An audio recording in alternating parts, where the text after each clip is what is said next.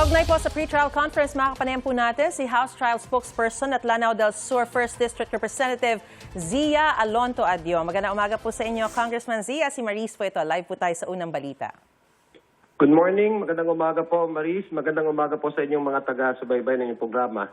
Una po sa lahat, Kong, ano po ba yung mga nangyari kahapon sa pre-trial conference na pwede po ninyong ibahagi sa amin?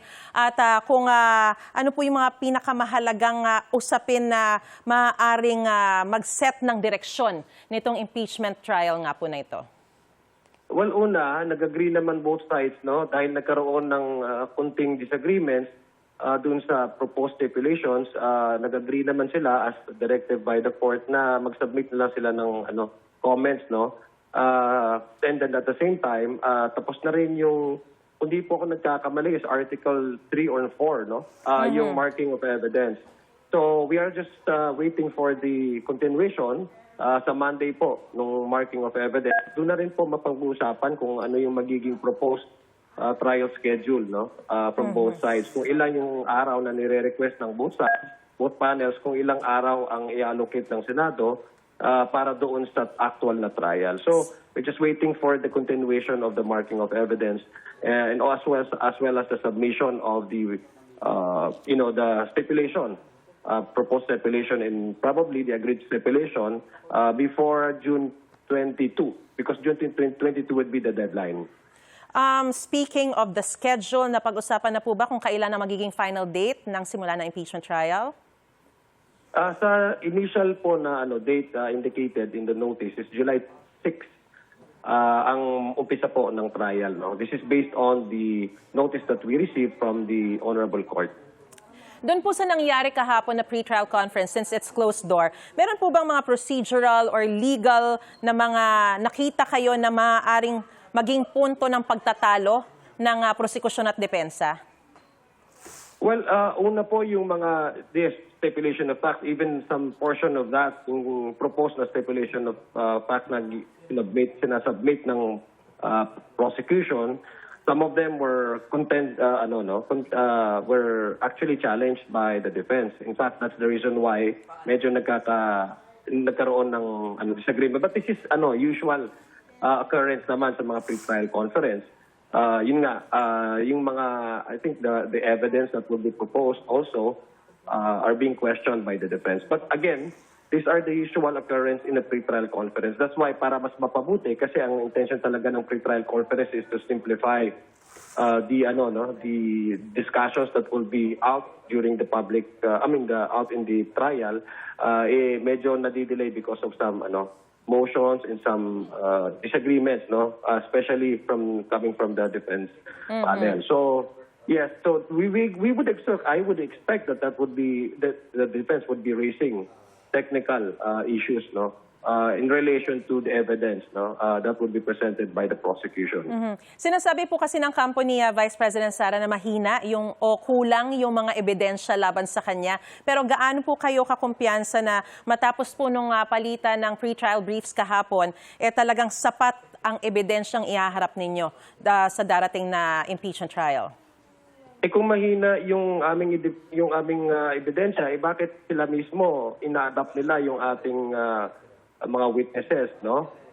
In fact, sila mismo wala silang sagot.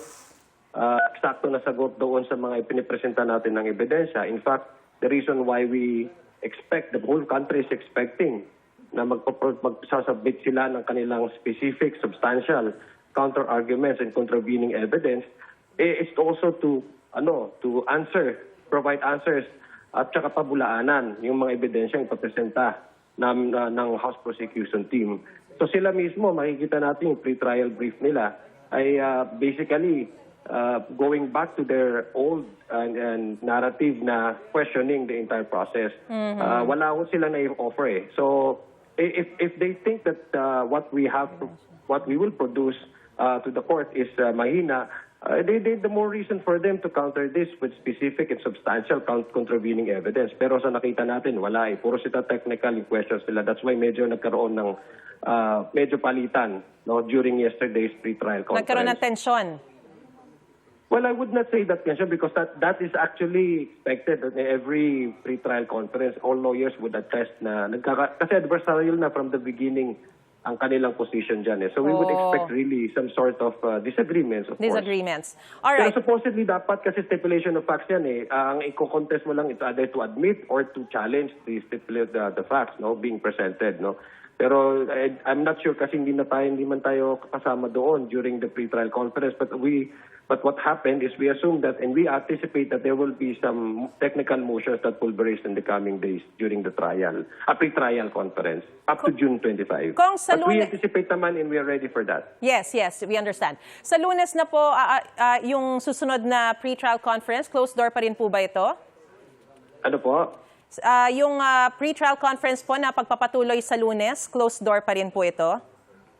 That so far yung po yung alam natin. It's a continuation of what they have started yesterday. So well, obviously that's going to be the ruling pa, unless of course the impeachment court decides otherwise to let Alright. others to cover the pre-trial conference. Kasi ang alam ko, Senado, ang gusto din nila is mas smooth, is mas efficient yung pag-uusapan para hindi masyadong madelay pa at saka hindi masyadong magkaroon pa ng unnecessary na distraction. So I think that's the reason why they wanted it to be closed door. At the same time, yung safety din yung magiging possible na mga witnesses na ipoproduce ng both defense and the prosecution. Si Senador Chis Escudero po ang posibleng ihalal na presiding officer ng impeachment trial. Ano po masasabi rito ng House Prosecution Panel? Well, sa amin naman, ready naman po kami. Handa naman po kami kung sino man po ang uupo dyan as presiding officer dahil ito po ay desisyon ng Senado at meron naman po silang institutional independence, independence para po pag-decide nila kung ano yung magiging internal matters when it comes to who will be the presiding officer. So sa amin naman po, what is important is gumugulong na ba itong pre-trial conference, nag-start na po ito at masaya po kami dahil yung accountability mechanism ng ating constitution na palagi naman po namin sinasabi ay nararamdaman natin at umuunsad na. Sa kasalukuyan pong komposisyon ng mga senador, paano nyo nakikita ang magiging direksyon ng impeachment trial? Especially with everything that has happened in the Senate, nagpalitan, pumunta sa kabilang kampo. Ano po ang nakikita nyo rito? Well, sa amin naman po, ang aming ilalatag dito sa ebidensya sa taong bayan at sa ating mga senador, yun naman po talaga yung trabaho natin dito at saka yun naman po yung duty na binigyan ng Constitution's House Prosecution Panel. We will rely on our evidence and we will present them as effective and as easy to understand by the public as possible. Yun po yung atin dito, pananagutan, accountability, at inaasahan po natin na itong mga ebidensya na ipapresenta ng House Prosecution Panel ay may counter-evidence din ang defense. So sa amin po, yun po yung pinaka-priority ng ating House Prosecution Team na may latag po ang ebidensya at makita ng taong bayan na itong charges na ito ay base-base po sa mga solid na mga ebidensya.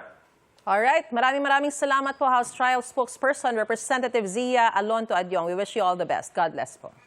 Maraming salamat din po, classmate, and good morning. Salamat po.